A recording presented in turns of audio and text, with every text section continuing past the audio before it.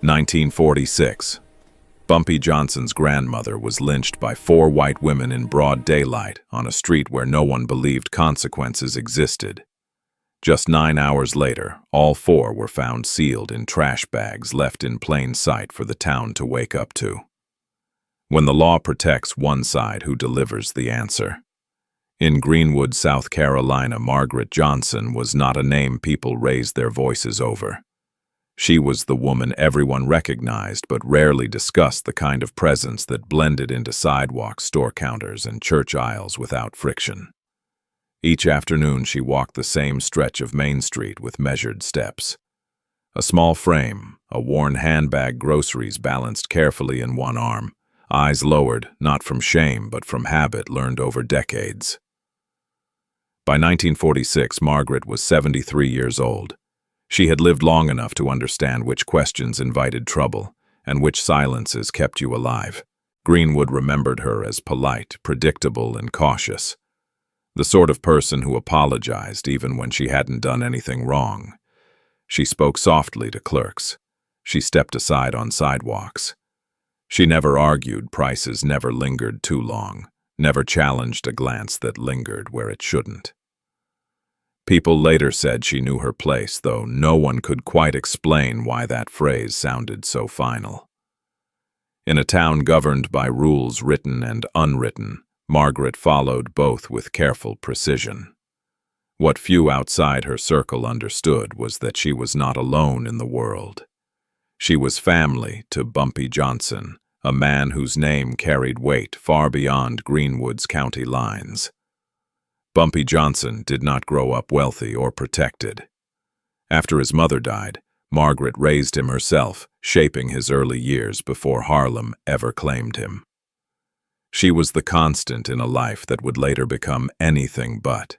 While newspapers would one day describe Bumpy in terms of power and fear, Margaret knew him as the boy who listened when she spoke and sent money when she didn't ask. Their connection was not performative. It was quiet, private, and fiercely guarded. Margaret never bragged about her grandson. She mentioned him sparingly, if at all, usually only when someone asked why money arrived regularly from New York with her name on it. In Greenwood, silence was a form of wisdom. Those who survived longest were often the ones who understood when not to be seen. The town itself operated on an understanding that never needed explanation. White authority was public, visible, and rarely questioned. Black survival depended on awareness of tone, timing, posture, and restraint. Law existed on paper. Order existed in practice. Everyone knew where to stand, when to speak, and when to disappear into the background. Margaret had mastered that balance long before 1946. She attended church. She paid her bills. She kept her head down. No police officer had her name in a ledger. No clerk remembered her raising her voice. That reputation followed her like a shield made of glass, strong enough until it wasn't. On Main Street, shop owners nodded politely when she passed. Some remembered her from decades earlier when she walked the same route with younger legs and fewer reasons to be careful. Nothing about Margaret Johnson suggested conflict. Nothing about her hinted at defiance, challenge, or confrontation. And that more than anything else is why what happened next unsettled Greenwood so deeply.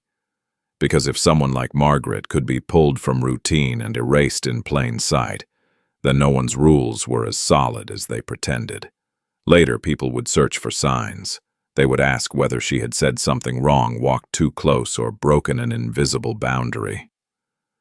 But in the end, Greenwood kept returning to the same uncomfortable truth. Margaret Johnson had done everything right.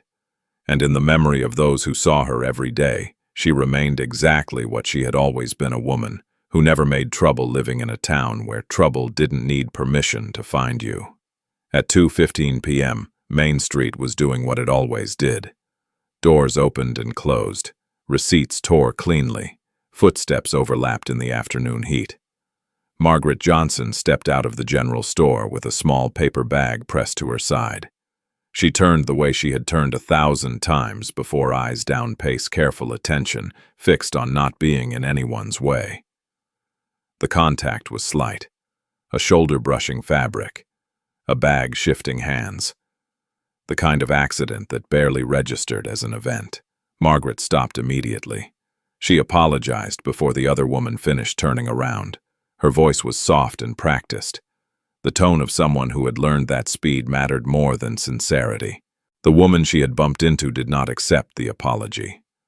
She accepted the moment. Her reaction arrived loud and deliberate, sharp enough to interrupt storefront conversations half a block away. It was not anger seeking resolution, it was volume seeking witnesses. "You touched me." The words landed with intention, spaced carefully so people could hear them. Heads turned. Some slowed their steps. Others stopped entirely. Margaret tried again, her words tumbling over one another. She explained her eyesight, her age, the accident itself. The explanation did not matter. The performance had already begun. The woman stepped closer, closing the space Margaret had tried so hard to keep open.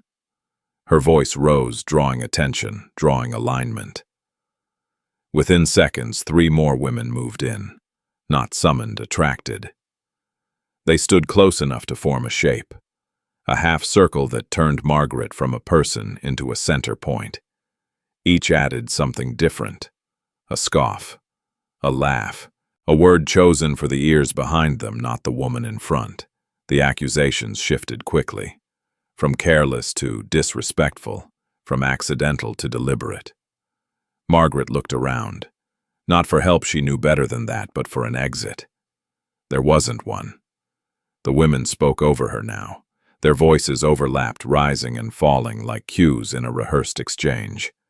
One of them stepped closer and pointed. Another echoed the words without changing the tone.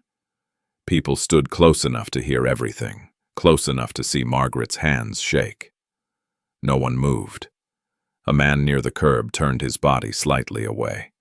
A shopkeeper stayed inside his doorway, hands on the frame, eyes fixed forward.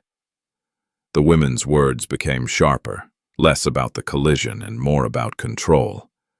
They spoke as if the street belonged to them. Margaret tried once more to step back. A hand blocked her path.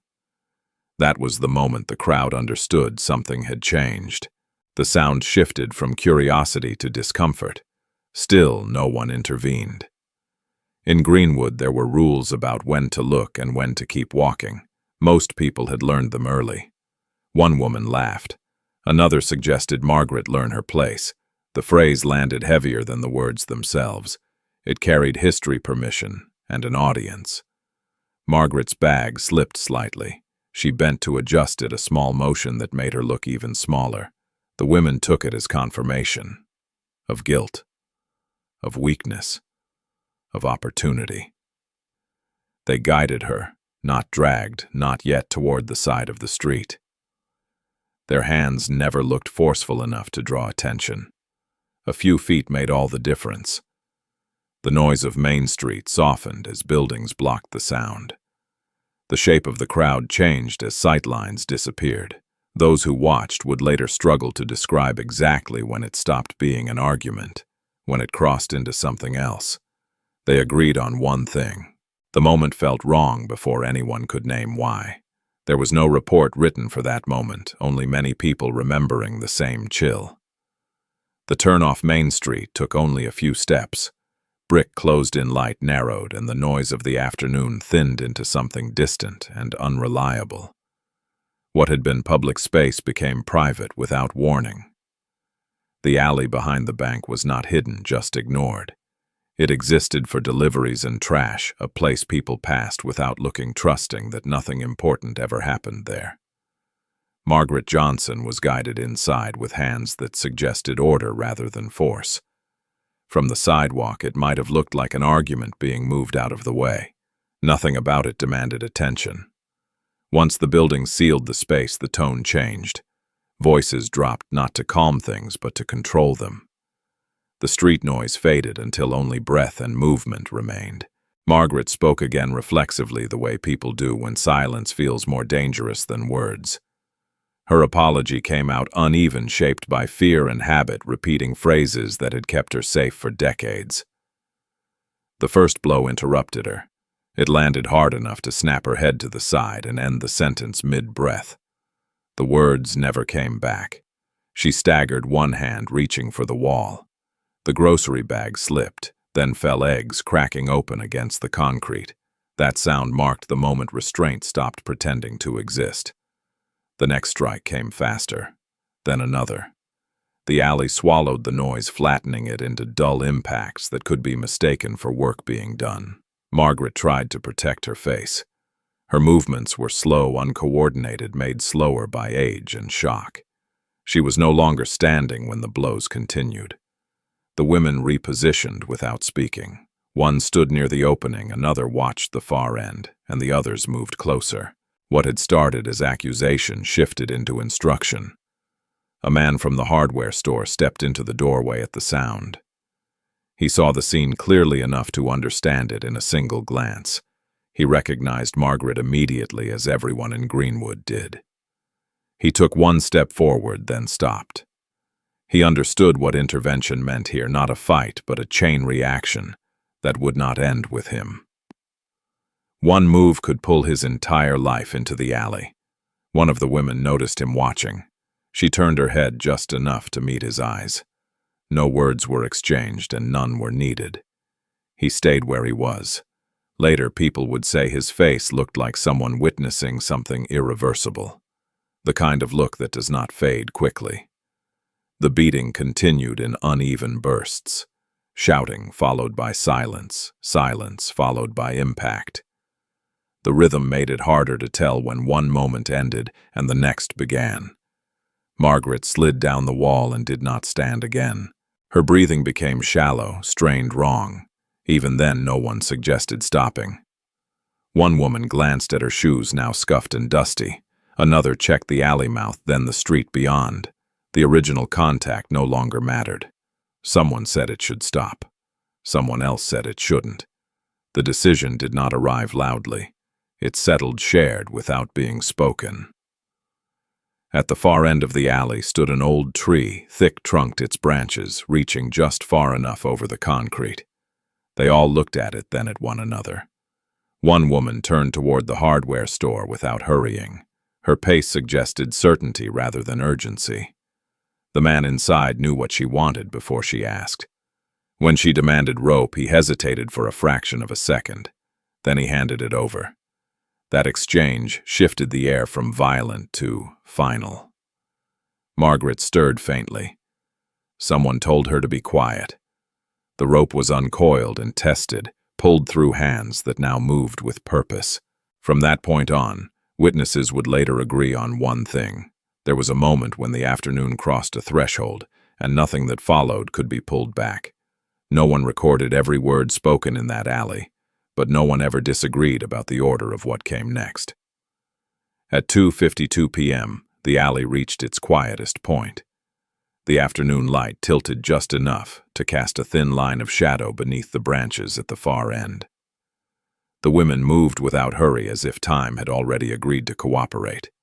The tree stood where it always had, thick and patient, its bark scarred by years of weather and neglect. It was close enough to the street to be ordinary, far enough into the alley to be ignored. No one had ever questioned why it was there. Margaret Johnson was pulled upright only long enough for the rope to be positioned. Her feet scraped the concrete, leaving faint marks that would later be mistaken for delivery scuffs. She was barely conscious, her breathing shallow and uneven. No one spoke loudly. There was no shouting now no need for witnesses.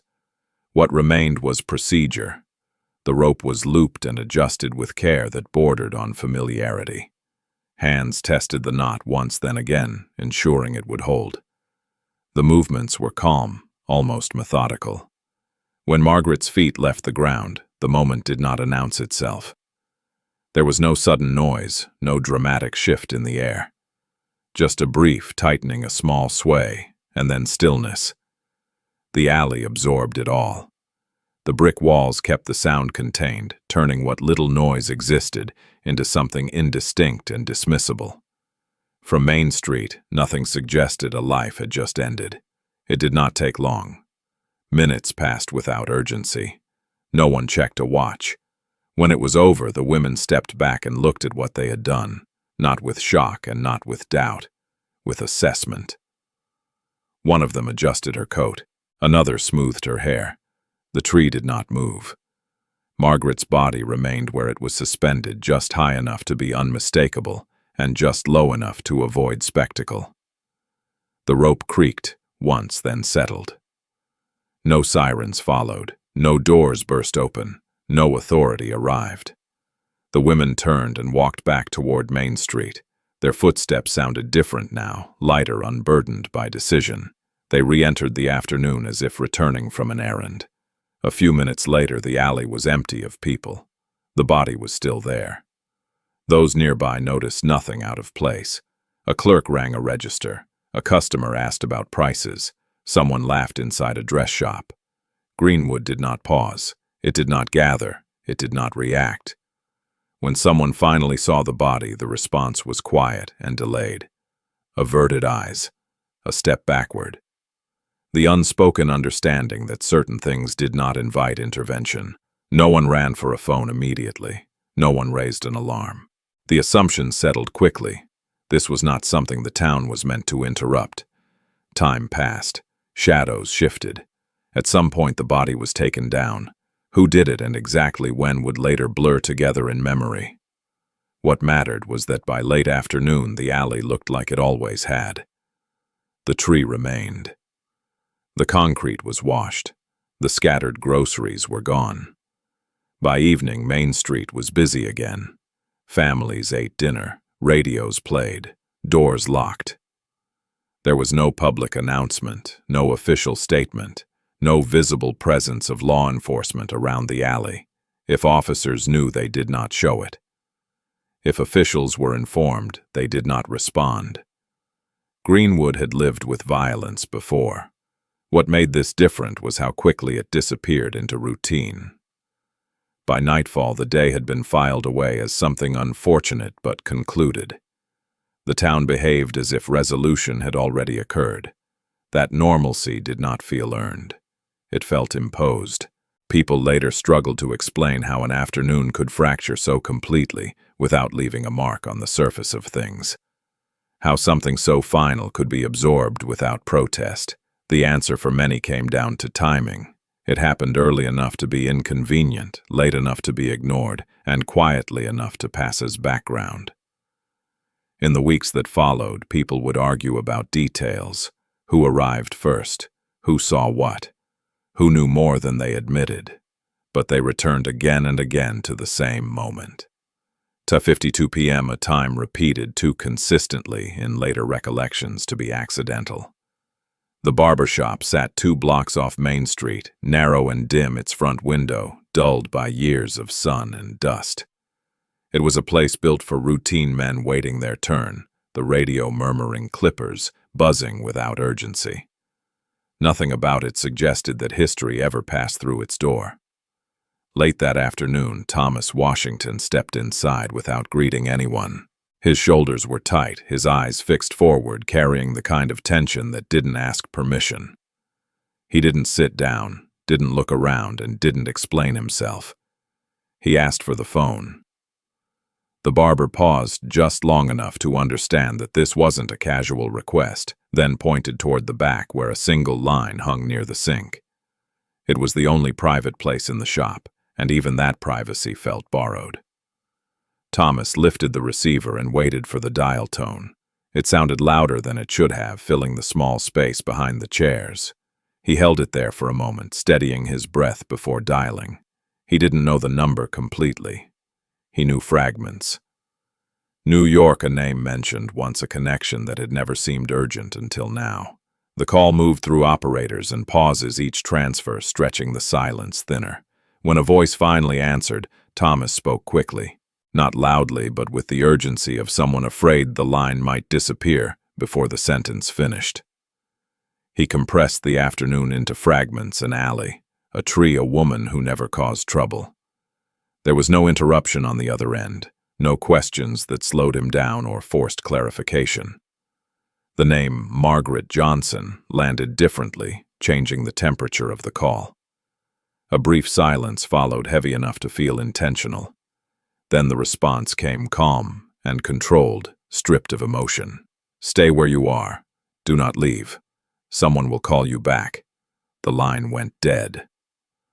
Thomas held the receiver longer than necessary, unsure whether the silence meant disbelief or preparation. When he finally hung up, the shop felt louder than before. In New York, the information did not wander. It moved directly to Marcus Webb, a man whose role was to absorb bad news without reflecting it back. Webb listened once, then asked Thomas to repeat the sequence slower this time. He asked for names. He asked for timing. He did not ask how anyone felt, and he did not ask for reassurance. When Webb hung up, he did not speak to anyone nearby. He closed the door, sat down, and made another call without hesitation. The afternoon light in Harlem was already shifting, compressing distance into urgency. The phone rang in a quiet apartment where dinner had been served but not yet touched. Webb spoke evenly, choosing words that would not need to be repeated. He did not dramatize what had happened, and he did not soften it. There was a pause on the line, long enough to register as deliberate. Webb had heard that pause before, and he knew what it meant.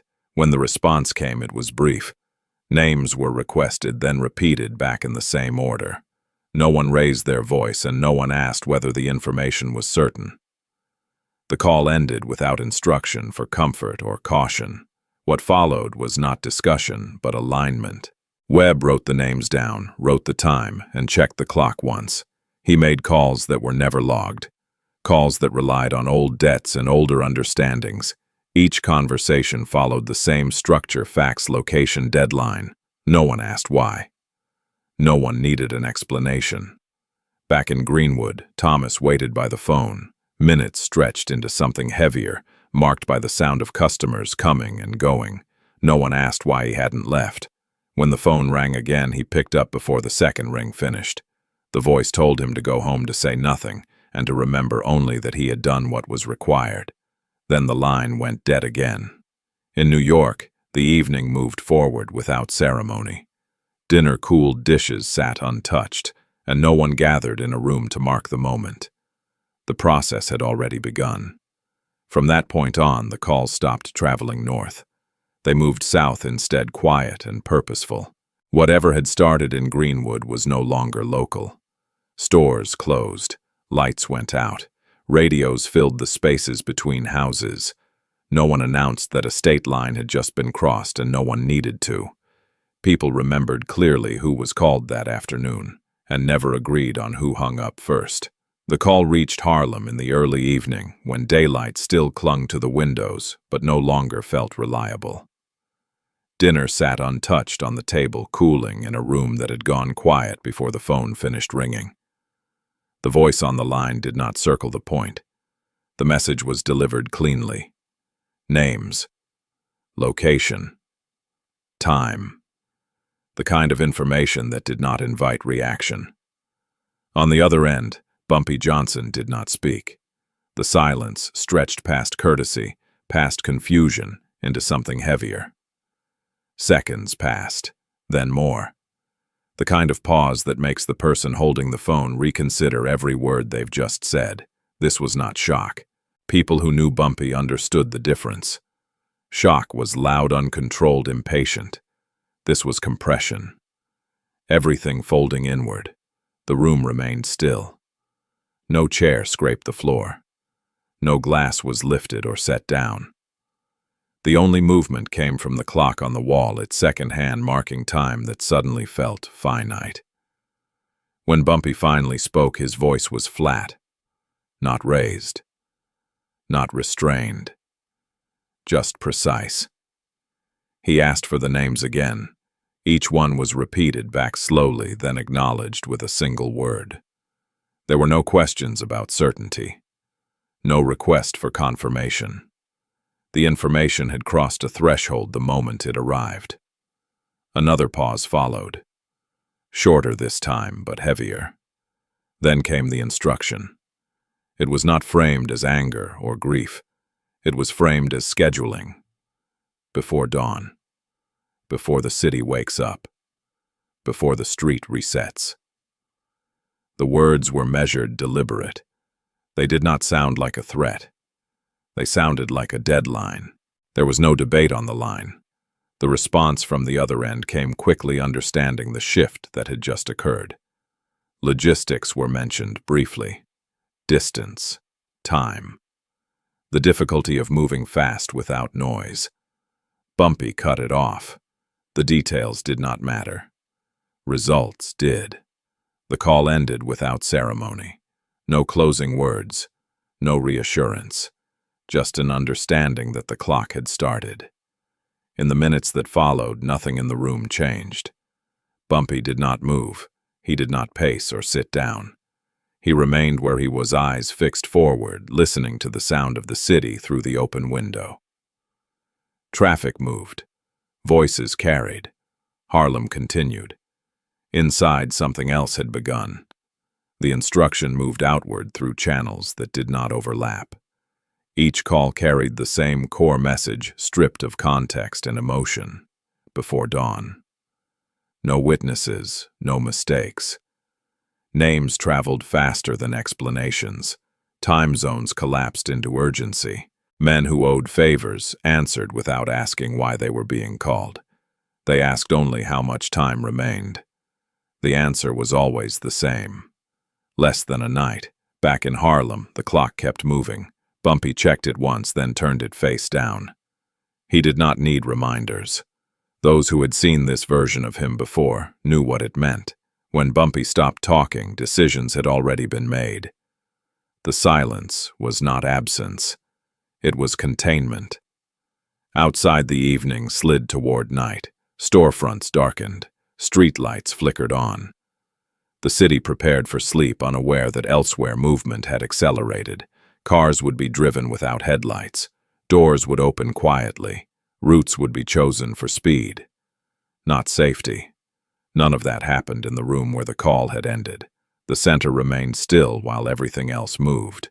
There was no celebration planned, no satisfaction anticipated. The instruction was not about emotion. It was about balance. Time passed in measurable units now. Minutes mattered. Delays were counted. Every call that followed carried the weight of that first silence. The understanding that this was not retaliation shouted into the dark, but a correction applied with precision. By the time the sky began to change color somewhere south, the order had already been repeated enough times to lose its origin. It no longer belonged to the voice that spoke it. It belonged to the clock. Later, people would argue about the exact wording, whether the phrase was before sunrise or before morning. But they agreed on the meaning. Whatever was set in motion that evening was not meant to last past the night. There was no official record of the command, only the fact that everyone remembered it the same way. The calls did not fan out across the South. They followed lines that already existed, routes worn thin by old favors and older obligations. Each number was dialed without greeting, each voice recognized before a name was spoken. There was no explanation of why the night mattered, only how much of it remained. The answer when it came was brief and identical. What formed was not a group, but a pattern. Small enough to move without friction, practiced enough to move without rehearsal. The kind of assembly that appears complete the moment it begins. Vehicles were chosen for reliability rather than appearance. Routes were selected for absence rather than convenience. Headlights would be used sparingly, engines idled only when necessary. There was no talk of spectacle. The principle was simple, and shared: leave nothing behind that could speak later. Anything brought in would leave with them, and anything that could not would be erased. Movement began before the sky fully darkened. Timing mattered more than secrecy, because secrecy depended on timing. The South at that hour offered both. Roads narrowed as they pushed inland, passing towns that didn't announce themselves. Gas stations closed early lights, dimmed conversations shortened. The night had a way of cooperating when you didn't ask it to. They did not travel together. Distance was a form of protection and separation. reduced memory. Each vehicle carried only what it needed and no more. They regrouped briefly where the landscape flattened and sound carried farther than usual. There was no briefing and no discussion because the sequence had already been understood. Everyone knew where the night was going. They waited just long enough to confirm the rhythms they expected. Lights on where lights were always on, doors that closed the same way every evening, routines that believed themselves permanent. Predictability was the final confirmation. From the outside, nothing looked unusual. Houses sat quietly, radios murmured, curtains shifted with familiar movements. The town settled into sleep without resistance. They moved one door at a time, not all at once, not hurried, not delayed. Each approach was measured to avoid attention rather than attract it. There was no shouting to spill into the street. No neighbors leaned out of windows. The sounds that did occur were easy to misread as ordinary. Each entry was brief and controlled. Lingering created variables, and variables invited mistakes. Minutes were counted by breath rather than watches. What happened inside those houses did not travel outward. Nothing followed them into the street, and nothing remained to invite questions before morning. The work ended where it began.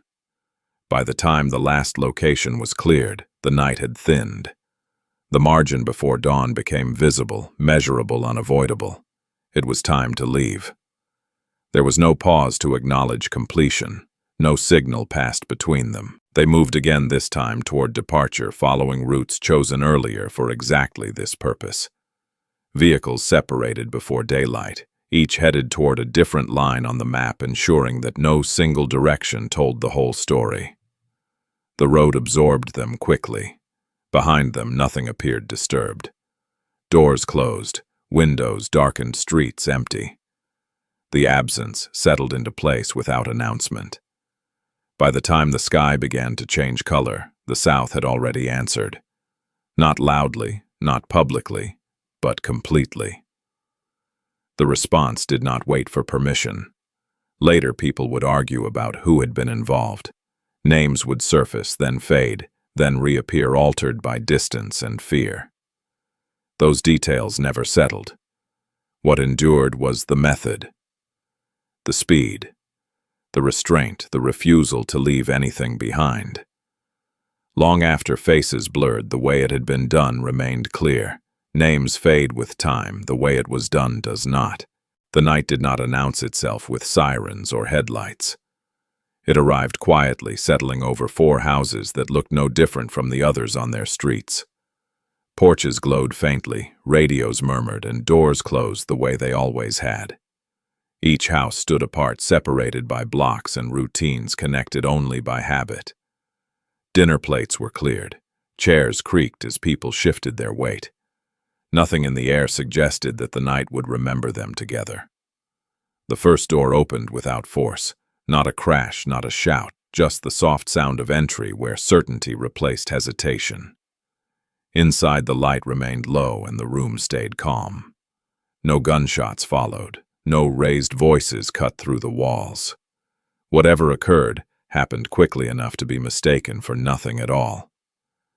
The second house looked sturdier, better kept, the kind of place people assumed would resist intrusion. It did not. Predictability proved more useful than strength. Again, there was no noise to carry. No neighbor leaned out of a window. The street remained still, as if it had agreed to look the other way. The third house sat closer to others, its windows facing familiar yards. A radio played somewhere inside, a steady voice filling space that would soon be empty. The volume did not change.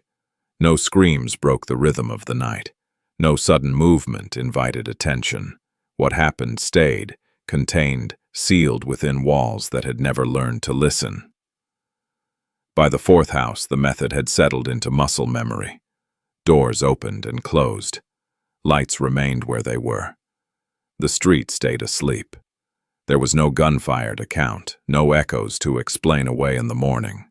The absence of sound became the night's defining feature. Minutes passed without drama. breath replaced clocks as the measure of time.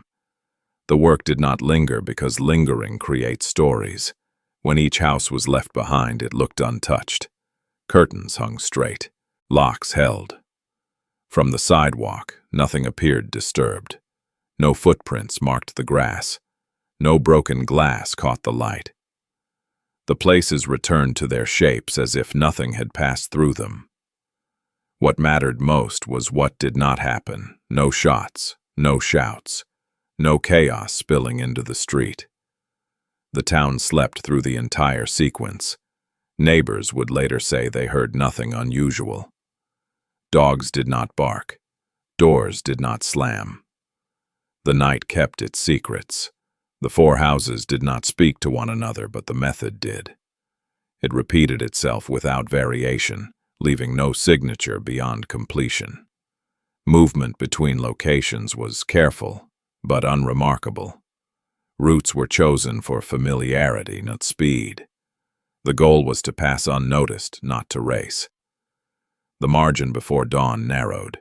The sky shifted almost imperceptibly, signaling time without sound. The night was nearly finished. When the last door closed, there was no pause to confirm anything. Confirmation was built into the silence. The lack of disturbance was the proof. Departure followed the same rule as entry. Quietly. Separately. Without leaving patterns that could be traced backward. By the time the streets began to lighten, the houses looked as they always had. People would wake to routines uninterrupted, unaware that something irreversible had passed through the dark. Later that morning, conversations would circle the same strange detail. How nothing was heard. How nothing seemed wrong until it was. They would search memory for a sound to anchor the night. A crack, a shout, a warning. There was none. What lingered instead was the calm. The unnerving smoothness of it, the sense that the night had been edited with all the noise removed. In the days that followed, people would argue about who knew what and when. They would trade rumors and names, trying to stitch cause to effect. But the thing they agreed on without prompting was the quiet, the way the night refused to announce itself, the way it ended without protest. That absence became the story's spine, not what was done, but how little it disturbed the world around it. The town remembered the stillness more clearly than anything else. What didn't happen that night stayed with them the longest. Main Street woke up slowly that Friday. Storefronts lifted their gates, delivery trucks idled, and the first footsteps of the day traced familiar paths along the sidewalk. Nothing suggested that the street had been chosen for anything other than routine. The bags were placed directly in front of the women's social club. 4 of them, black and heavy, set side by side, as if arranged deliberately rather than discarded. They were too large, too neat, too intentional to be mistaken for ordinary trash. At first, people walked past. The assumption held for a few seconds longer than it should have. Garbage waited for collection every morning, and habit is a powerful filter. Then someone noticed the liquid. Dark at first, then unmistakable as it spread along the concrete. The kind of detail that breaks routine without raising a sound. A call was made. Not frantic, not loud, just necessary. The street did not gather. It paused. Police arrived without sirens. The cars pulled in, close doors opened, and men stepped out already understanding that something had shifted. No one asked why the bags were there. They opened the first one carefully. The plastic peeled back without resistance. The street seemed to hold its breath. What followed did not require explanation. Faces changed, posture stiffened, and a silence settled that felt heavier than noise. By the time the second bag was opened, the pattern was clear. The third confirmed it. The fourth removed any remaining doubt. People standing nearby did not step closer. They did not need to. The arrangement spoke for itself. Word moved quickly without being spoken. The kind of information that passes through glances rather than sentences. Everyone who needed to know understood what they were seeing. The women were identified without confusion. Names matched faces, and faces matched the memory of the afternoon before. The connection did not require a statement. Officers looked around as if expecting something else to happen. Nothing did. The street remained calm. There was no shouting from windows, no crowd pressing in. Just distance. The bags were closed again. The work was methodical, procedural, and subdued. No one rushed. As the bodies were removed, Main Street resumed its rhythm in fragments. A shop door closed. A truck shifted gears. Someone crossed the street rather than past the club entrance. Questions were asked quietly. Where? When? How? They did not linger. The answers did not arrive, and no one pressed for them. The absence of explanation felt intentional, almost respectful. Later that morning, more officers arrived, then fewer. The presence thinned quickly, as if the scene had completed its purpose. There was no tape stretched across the sidewalk for long, no photographers jostling for position. The town did not perform shock. People spoke in half sentences. They avoided names when possible. When names were used, they carried weight rather than accusation. Everyone understood the sequence without seeing it written down. An old woman, an alley, a tree, a night, and now this. The implication settled without argument. This was not random. This was not chaos. It was a response. By midday, the street looked normal again. The sidewalk was washed. The club doors remained closed. The bags were gone, but the space they had occupied stayed visible in memory. People stepped around it instinctively. Law enforcement met privately. Conversations stayed short. The word unsolved began to surface without being declared. By afternoon, the direction was clear. The case would not expand. It would not dig. There were reasons given later, none of them convincing. Lack of witnesses, lack of evidence, jurisdictional complications. What mattered was the calculation underneath. Everyone had seen what capability looked like. Pursuing it further felt unwise. Naming it felt dangerous. So the file was closed without ceremony. No announcement, no press conference. The families buried their dead. Greenwood held its breath and moved on. In the weeks that followed, behavior changed without instruction. Voices lowered. Lines were respected. No one framed it as fear. They framed it as understanding. Main Street learned what the alley had already revealed. Some lines did not need to be written to be enforced, and some scenes did not need explanation to be understood. There are moments that explain themselves. No court docket in Greenwood ever carried this case. No prosecutor stood before a judge. No verdict entered the record. One death passed without inquiry, and 4 others never moved far enough to be named. After 1946, the law remained unchanged. The same statutes stayed in force. The same offices reopened the next morning. Procedure continued as written. What changed was behavior. The town recalibrated itself quietly, without instruction, without debate, without explanation.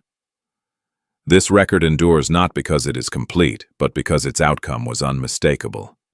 Boundaries hardened. Certain actions stopped. Certain lines were no longer tested. There were no memorials and no public reckoning. Only a shared understanding of where authority truly operated when institutions chose not to act. This file is not unique. It is one of many cases that never reached a courtroom, never earned a verdict, and were quietly set aside. We will continue opening those records. And that leaves one question at the center of the file. When the law steps back, who makes sure a community never forgets?